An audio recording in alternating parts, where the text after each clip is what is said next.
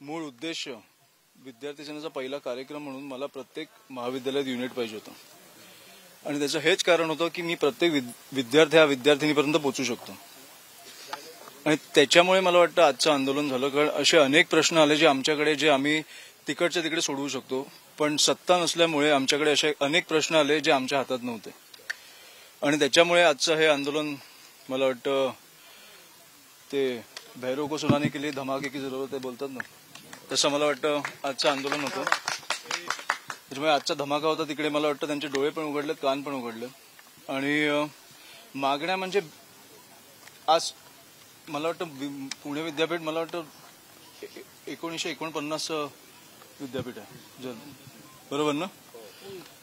त्याच्यामुळे तेव्हापासून आजपर्यंत आपण मेसचं जेवण चांगलं नाही ह्या गोष्टींवर भांडत असू तर मला वाटतं काही बघायला नको. म्हणजे ते फोटोज आहेत का आपल्याकडे, द्या.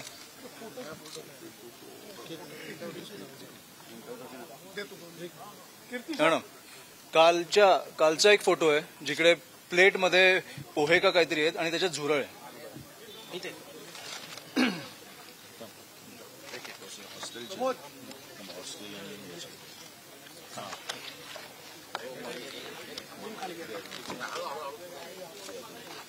दिसतंय, कालचा फोटो आहे.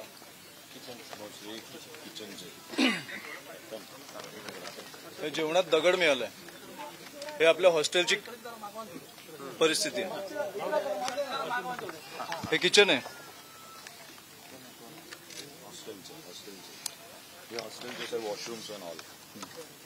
हे वॉशरूम.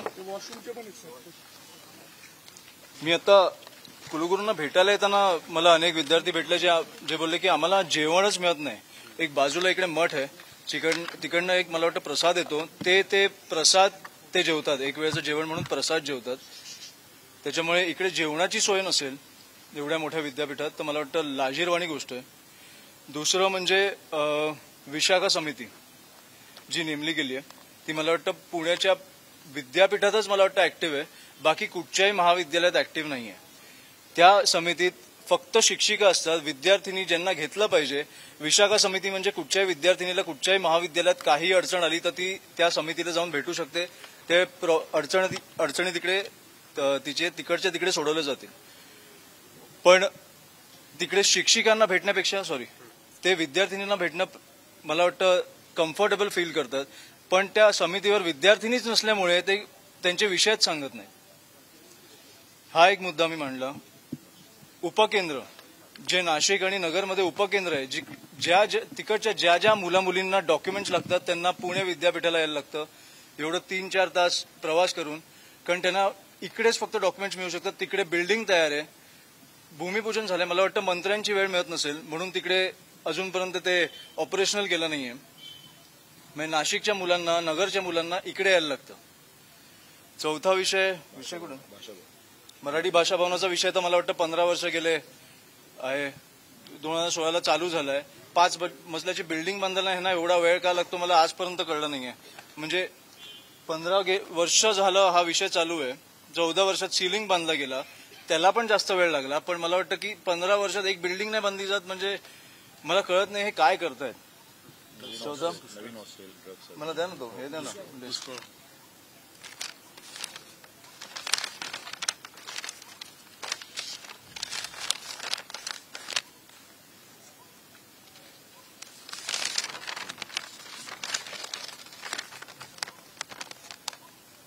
बरेचसे झालेत प्रश्न.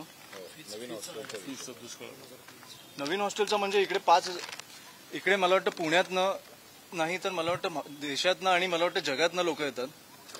कारण पुणे हे मला वाटतं शिक्षणाचं माहेरघर म्हणून ओळखलं जातं.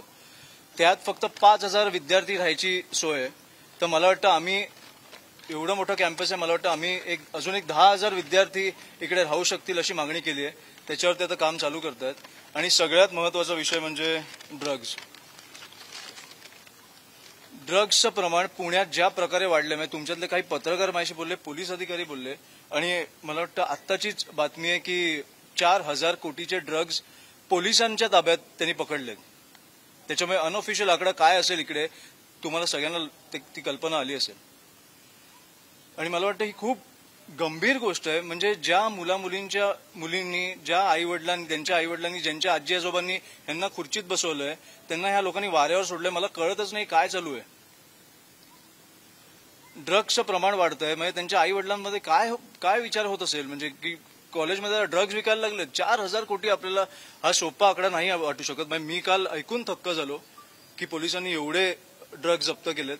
त्याच्यामुळे ह्या विषयावर पण ते बोलले की आम्हीच त्यांना सुचवलं ऍक्च्युली की प्रत्येक प्राध्यापकांना कमिशनरांना भेटले पाहिजे. ते प्रत्येक प्राध्यापकांना भेटले पाहिजेत आणि हा विषय मला वाटतं तिकडे अवेअरनेस कॅम्प्स आमच्याकडनं मदत मिळेलच. कारण आम्ही पण आता ते अवेअरनेस कॅम्प चालू करू पुणे नाही तर नाशिक अनेक शहरांमध्ये चालू करू. पण मला वाटतं त्यांनी कुलगुरू म्हणून पण या गोष्टी गांभीर्याने घेतल्या पाहिजेत आणि चालू केल्या पाहिजेत. त्यामुळे ह्या प्रामुख्याने आमच्या मागण्या होत्या. काय नेमकं त्यांनी तुम्हाला बऱ्याचशा मागण्या आजच त्यांनी स्वीकारल्यात. आजपासून काम चालू होतं असं सांगितलंय. उपकेंद्राचं काम मला वाटतं एप्रिलपर्यंत संपेल आणि मी त्यांना अजून एक आठवडाभर दिलाय. त्याच्यापुढे नेमकी काय बोलत नाही, जसं मी तुम्हाला सांगितलं आज 12वीची परीक्षा होती म्हणून हा मोर्चा शांततेत झाला. पण मी राजकारणात आल्यापासून माझ्या पहिल्या राजकीय केसची वाट बघतोय. त्याच्यामुळे मला ती पुण्यात मिळाली तर मला अति आनंद होईल. आणि मला वाटतं ती एका आठवड्यानंतर ह्यांचं उत्तर नाही आलं तर आमचं उत्तर त्यांच्यापर्यंत पोहोचेल. ड्रग्जचं प्रमाण तुम्ही आता जो मुद्दा उपस्थित केला, गृहमंत्री राज्याचे देवेंद्र फडणवीस आहेत ते अपयशी ठरत आहेत. 4,000 कोटीचं ड्रग्ज सापडत असेल, गुन्हेगारी दिवसेंदिवस मोठ्या प्रमाणावरती वाढतीये. गृहमंत्र्यांनी याच्यामध्ये लक्ष घातलं पाहिजे. सगळ्यांनीच घातलंच पाहिजे ना. गृहमंत्री आहेत ना. पण आम्ही प्रामुख्याने कुलगुरूंकडे आलो ज्यांनी त्यांच्या हद्यात जे आहे ती कामं त्यांनी चालू केली पाहिजेत.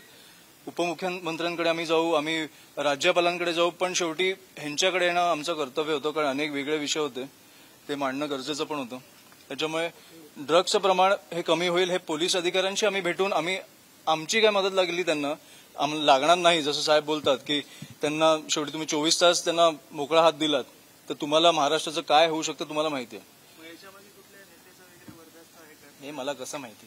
तुम्ही म्हटलं की सत्ता नाही, हे मला कसं माहिती. राज्याचे गृहमंत्री देवेंद्र फडणवीस पुढे कमी पडतायत का? कारण सातत्यानं अशा घटना घडतात. तुम्ही इकडे या ना. यांनी सेम प्रश्न विचारला. इकडे सेम प्रश्न विचारला. मला वाटतं गृहमंत्री म्हणून हो. जर एका शहरामध्ये 4,000 कोटीचे ड्रग्ज सापडत असतील तर हो. सावित्रीबाई फुले पुणे विद्यापीठाच्या सेट विभागाकडून पीएचडी साठी विद्यार्थ्यांची जी 2 वेळा पूर्वपरीक्षा घेण्यात आली त्या दोन्ही परीक्षेमध्ये पुणे विद्यापीठच नापास झालेलं आहे. आणि आता सेट विभागाची सेट संदर्भातली एप्रिलमध्ये परीक्षा आहे. आणि जे पदभार ज्यांच्याकडे आहे त्यांना अजूनही चूक झाल्यानंतर सुद्धा त्यांना पदमुक्त केलेलं नाही. या सगळ्या संदर्भात देखील काही चर्चा झाली का? नाही, काही नाही. पण हा विषय मला आता कळला. मी बघतो हा विषय. नाशिक आणि नगर उपकेंद्राबाबत काय उत्तर दिलं? नाशिक आणि नगरबाबत एप्रिलपर्यंत काम संपेल, चालू होईल. काल आपण बोललो ना, एप्रिलपर्यंत काम चालू होईल. सर, सगळ्यात महत्वाचं तुम्ही जे आता फोटो दाखवले की जेवणामध्ये झुरळ सापडतायत, दगड सापडतायत, ते कोणत्या रिफॅक्टरी मधलं आहे, कोणत्या विभागाची ती मेस होती, त्या संबंधित काय तुम्हाला माहिती त्यांनी दिलेली? 6 आणि 7 हे माझ्याकडे माहिती आली. जे हॉस्टेल आहेत 6 आणि 7 जे माझ्याकडे माहिती आली तिकडची ही परिस्थिती. आणि मला वाटतं तिकडे त्या मठातनं जो प्रसाद येतो ते खातात.